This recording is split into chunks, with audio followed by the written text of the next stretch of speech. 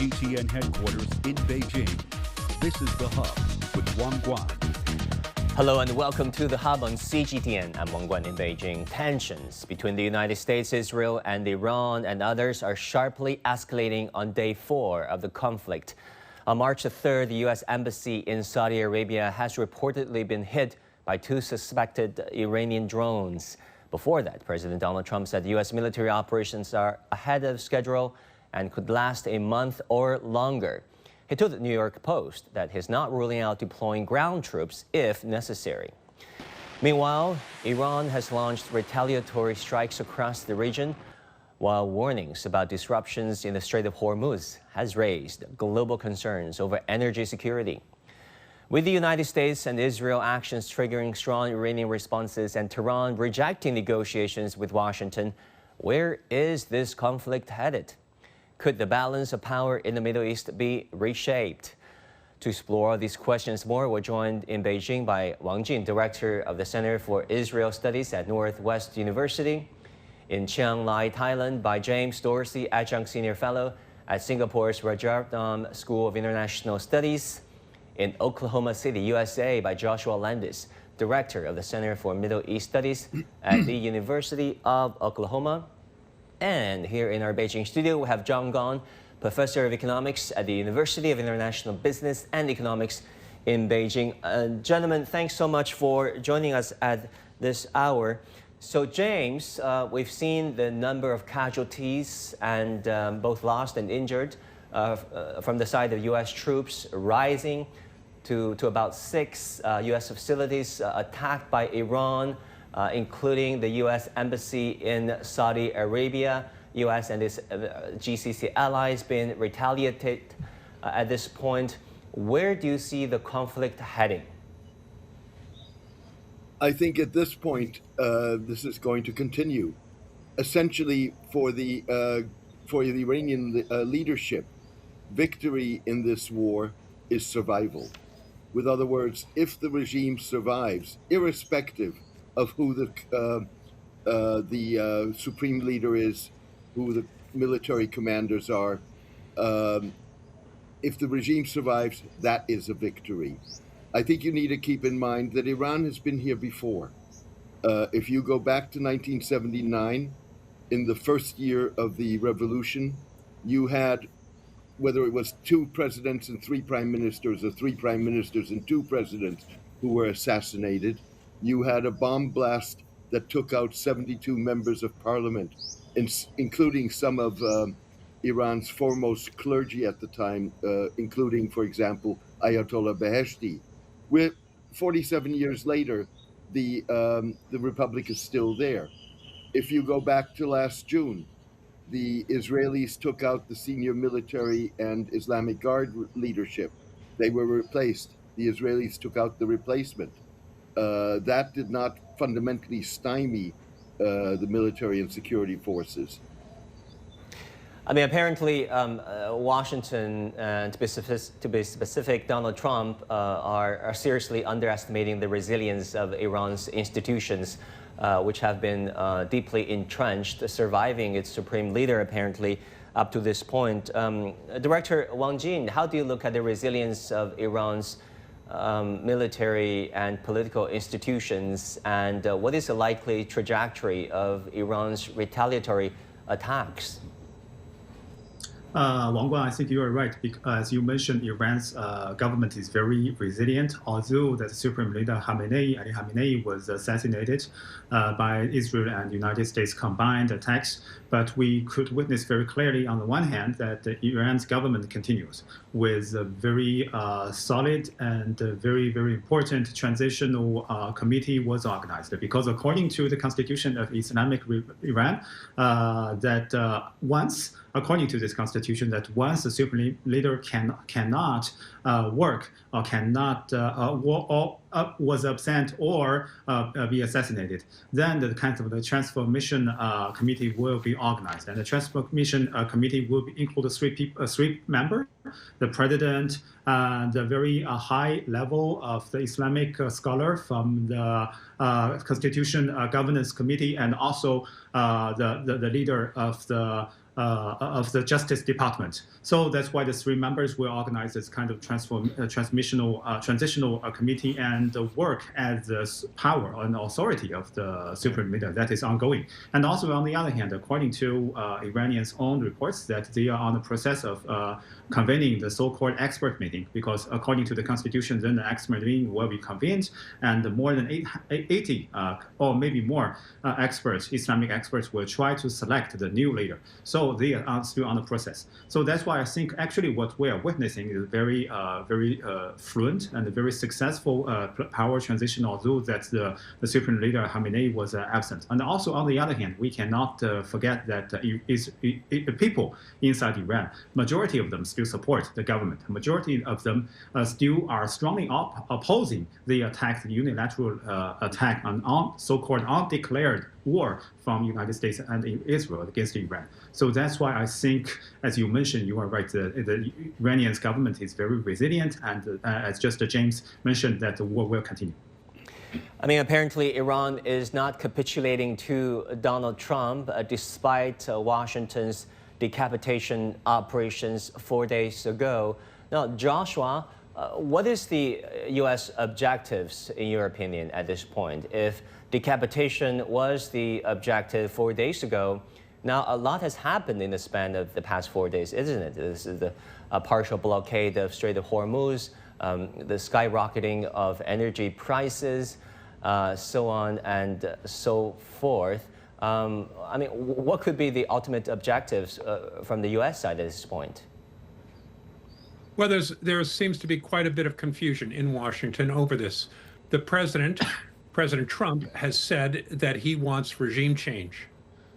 Hegseth, the Secretary of War, has said that we don't want regime change, but that our objectives are to degrade their Iran's missile capabilities as well as its nuclear enrichment capabilities.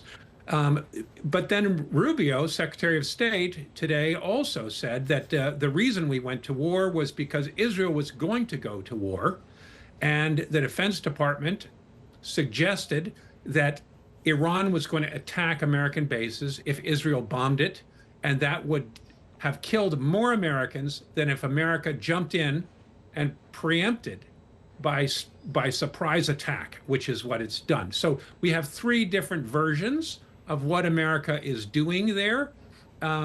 One version suggests that Israel is really leading the way and is directing this fight. Another says that we want regime change, and that could take a long time because, as your other commentators have said, the Iranian regime seems to be much more resilient than those of the Arab regimes, such as Libya's Gaddafi, Assad, or Saddam Hussein, all of whom's regimes fell apart very quickly once they left the country or were killed. Yeah, I mean, Professor John Gong, let's talk about this. Obviously, Donald Trump and Secretary of War Hegseth said that they don't want a regime change, although they did kill the supreme leader of Iran along with the senior military and Revolutionary Guard officials. So what do you think is the objective of the U.S. at this point? Well, I don't see a conflict of statement here. I think these two statements are made at different times. I think initially President Trump does have this in mind for regime change, although the idea of a regime change just by bombing people, bombing the government, and somehow the people on the streets going to rise up and topple the government. It's an extremely far-fetched idea. I've never seen this in history. It's not going to work. Now, given the events in the last 3 days, they're seeing that this is not happening, so they're backpedaling. And yesterday, Secretary of War Hegseth said that, well, it's not about regime change. It's about degrading and rolling back its capabilities, right? I think so. You can see the series of events, they're not in conflict. And what Marco Rubio said yesterday, this idea about, it's a preemptive thing that they're going to attack us anyway if we don't participate. It's a clever invention, but it doesn't hold water at all. I mean, it's not like the conflicts between Israel and Iran haven't happened before. It happened numerous times in the past. But, what time when that happened, actually Iran came back and hit the United States, right? I mean, in a serious way. It doesn't happen before. So I think this theory that somehow, we have to participate because they're going to attack us anyway, it's a lunacy. I just don't buy into this theory at all. I also want to add a point about the previous issue you just raised, about the resilience of the Iranian government and political institutions. I think it's actually more than that.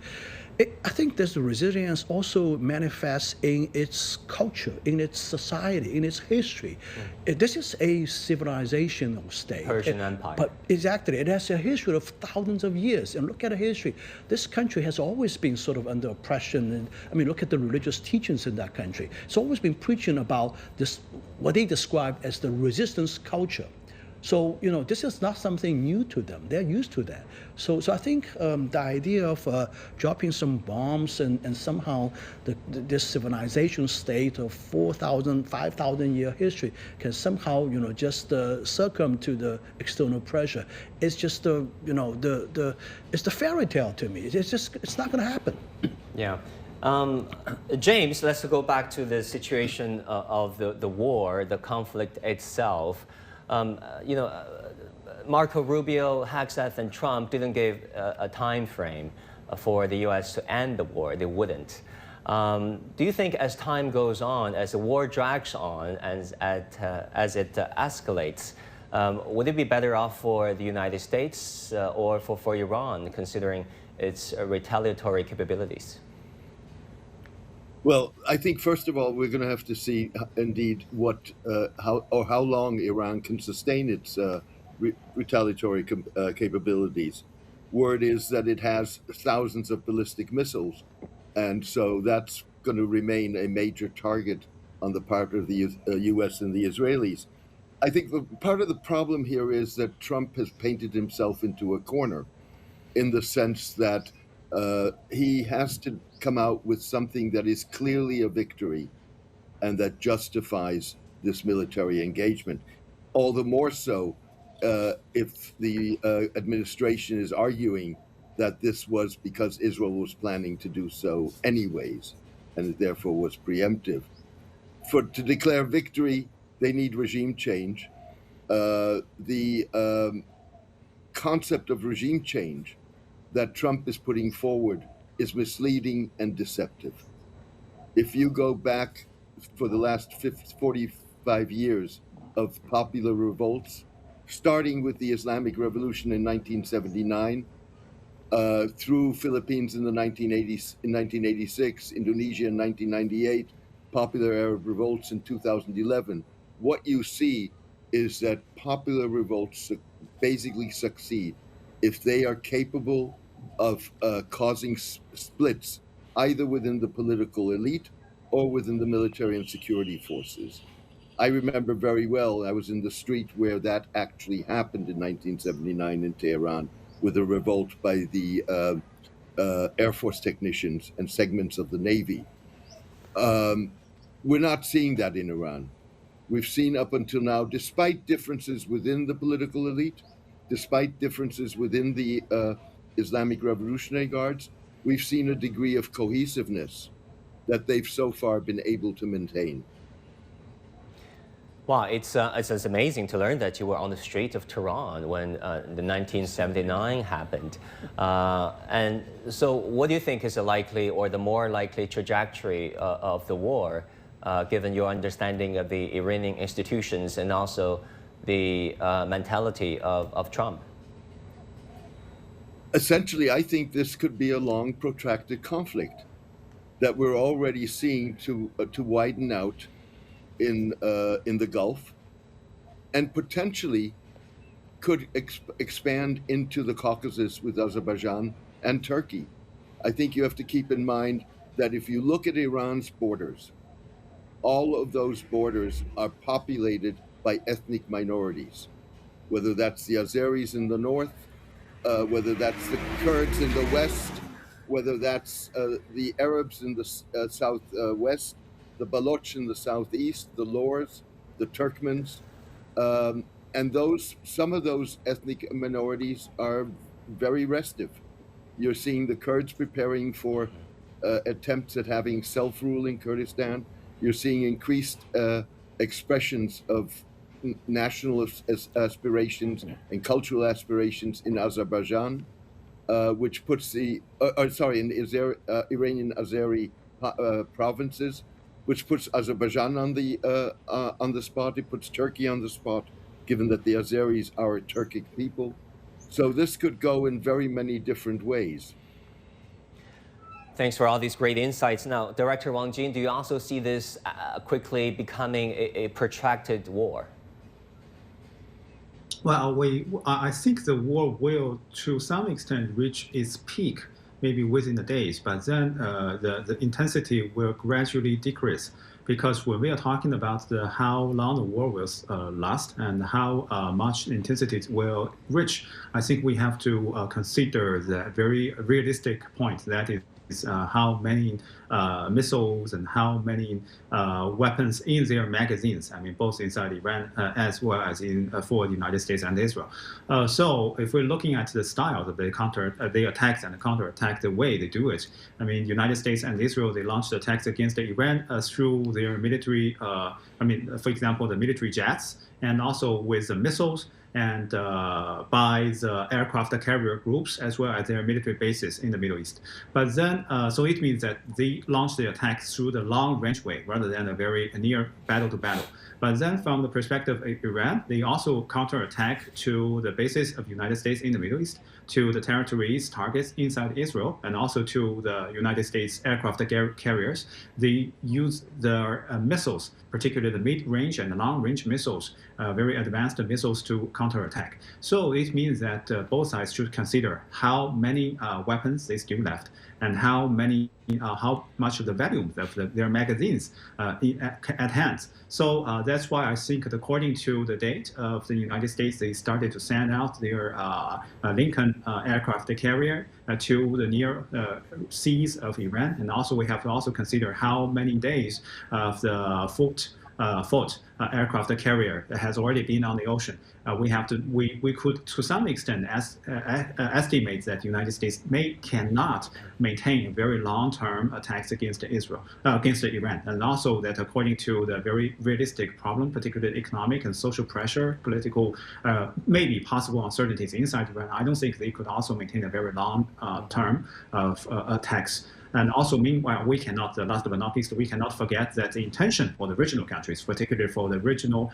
Arab states, neighboring Arab states, the Saudis, the Emirates, the Bahrains, and the Kuwait, they are also suffering wars. Although they didn't choose any side, they didn't take tension, but they are also suffering the wars. So that's why they also want to end the war. And Hormuz Strait is also under closure, and the international community will hope to do something more to facilitate the peace. So that's why I think maybe the intensity will grow up in the next days, but I don't think that the war will last long. Wang Guan.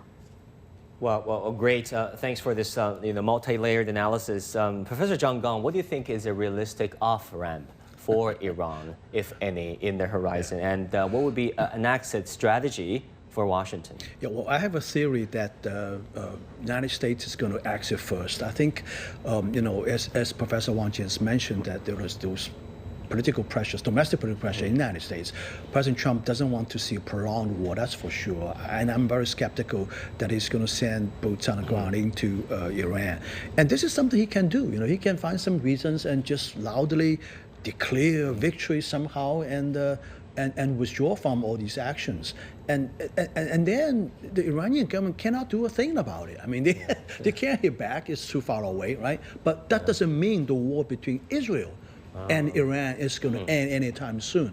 I think the Iranians, based on my observation, Iranians are in store for a long, protracted conflict with the state of Israel.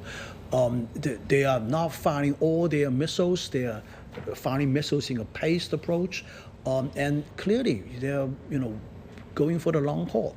And then the United States can come around and be a mediator between Israel and Iran. It's not something unfathomable. I mean, look at what happened in Ukraine. The United States used to be on the Ukrainian side. Now it's mediating peace. I think President Trump can do something similar as well. It's a possibility. You never know. I think he still like to stick to the theme that he's a president of peace. Or quote peace. Yeah, I mean, for a while he was bidding for a Nobel Peace Prize, although the opposition leader of Venezuela handed her own Nobel Peace Prize to him. Now we understand why he's so eager to get the Peace Prize. He wants to get the Peace Prize before he starts all these wars. I think that's the reason. Yeah, at some point when it seemed that the hope was all lost, the war against Iran was launched. But jokes aside, James, how do you see this all going? Would there be an exit strategy for Trump? First of all, I think it's noteworthy that Trump had an opportunity to exit this war on day one. Yeah. After the assassination of Ayatollah Ali Khamenei, he could have declared victory and said, we have set the stage for the Iranian people. This is your opportunity. Grab it. Good point. It's historic. It's not going to come back anytime soon. He didn't do so. I think the problem with the exit strategies is that Trump has redefined U.S. foreign policy. It's based on might is right, on intimidation, on coercion, on bullying, displays of military might. And what you're seeing here, whether you like Iran or not, is that after Venezuela, after Panama, after Greenland, this is the first time that a country is standing up and saying, I'm not going to buckle. And if that means a war, that's what it means. So in terms of the negotiations or looking for exit strategies, Trump's definition of a diplomatic engagement is that you capitulate. Stephen Witkoff, his special envoy, said as much last week in an interview. Whereas the Iranian concept of negotiations is very much a traditional concept. It's a concept where you come out with mutually agreeable terms, mutually beneficial terms, and allows all parties to save face. That, to a degree, what was happening. And Witkoff's statement that the president was curious because the Iranians had not yet capitulated sort of emphasizes what the problem is with exit strategies. Joshua, do you agree with our previous speakers? I mean, at this point, it would be more difficult than it was 3 days ago for Trump to trump up any excuse to exit this war. Well, I think the pressure is going to mount on him fairly quickly because he did not go to the American people. He did not make an argument for why we needed to go to war. In fact, 6 months ago, this summer after the 12-day war, he said we had obliterated their nuclear capacity. Also, it should be noted that gas prices in the United States have gone up 30 cents a gallon. That means that to fill up your car, it costs $3 more now. If those pressures and oil prices continue to rise and stay there, it's going to cause inflation. It's going to hurt the midterm elections, which are coming up. Also, this is a very expensive war. So Americans are beginning to criticize on many different angles, saying this should not be an American war. Iran did not threaten us. It's illegal. The Democrats are attacking him. So I think the pressure is going to mount quickly. And as we know, President Trump has before declared victory and swerved away to something else. So there are many ways for him to get out of this if he needs to. Of course, he did talk about regime change, but others in the administration are already explaining, giving other ways for him to get out of this situation. And I think the pressure will also come hard and fast from all of our Arab allies and our regional allies who do not want to see civil war. They do not want to see refugees pouring out of Iran, and they do not want to see the collapse of the country. It's very possible that Iranian leaders could reach out to Washington and to find a way out of this. We just don't know yet what's going to happen. But President Trump has shown that as soon as he believes that the political tables are turning on him, he will pivot and find a way out. I want to talk about the energy prices. Professor John Gong, how do you see the trend of energy prices being affected by the partial blockade of the Strait of Hormuz? Well, it's already been expected to get the oil prices going up to over $80 per barrel, and the supply is being curtailed. I think this is a phenomenon that is totally unacceptable to countries like China, Japan, South Korea, that are industrialized nations that are heavily in manufacturing, that are relying on a supply, steady and reliable supply of oil from their region. I think, I think countries at stake need to step up and come out and do some advocacy. I have these 3 no theories about this, right? Which are? Yeah, no hitting tankers, no hitting oil-related facilities, and absolutely no closure of the Strait of Hormuz.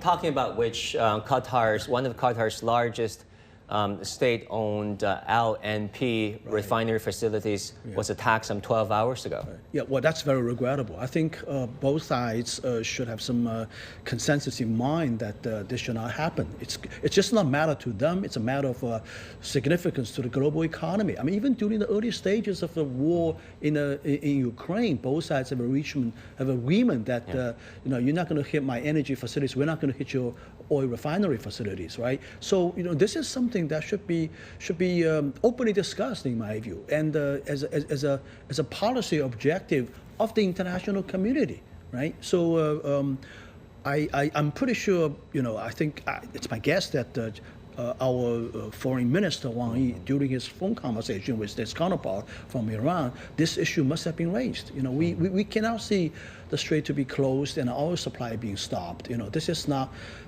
in our national interest. It's going to cause tremendous problem for China's economy. Is there anything the U.S. military can do to, for example, unblock the Strait of Hormuz? No, I don't think so. It's such a narrow strait. You can see the ships coming through your eyes, and it's not enough time for reaction. I mean, they launched the missile, they launched the drone, and tankers a very large target, and it can be easily hit. So I think there got to be a mechanism to make sure that these kind of things will not happen. Yeah. James, you have the final word. You were on the Strait of Tehran in 1979. Now, some 40, 50 years later, things are happening all over again. What are the things you keep an eye on in the next couple of days? I think I'm keeping my eye on essentially, first of all, the military developments. What I do think is indeed that the Iranians will reach out and have reached out for a negotiated solution. Fact of the matter is that what we are seeing is, and I think that's an important difference, in the Iranian attacks on Israel in 2024, 2025, in the Iranian response to the 2020 killing of Qasem, of the commander of the Al-Quds force in Iran. Soleimani. Iran's response was calibrated. Iran made very clear that its response in this case would not be calibrated. I think the Gulf states are in a bind. They have not wanted this war. They don't want this war. They campaigned or lobbied heavily not to have this war. The Iranian attacks on the Gulf states send 2 messages. One message is to the Gulf states: your U.S. bases on your soil are a liability. They are not a deterrence. Yeah. And the second message that it sends is... All right, James, sorry to disrupt you, but it's all the time we have for this live broadcast. We hope to have you back, and thank you for watching. I'll see you again next time.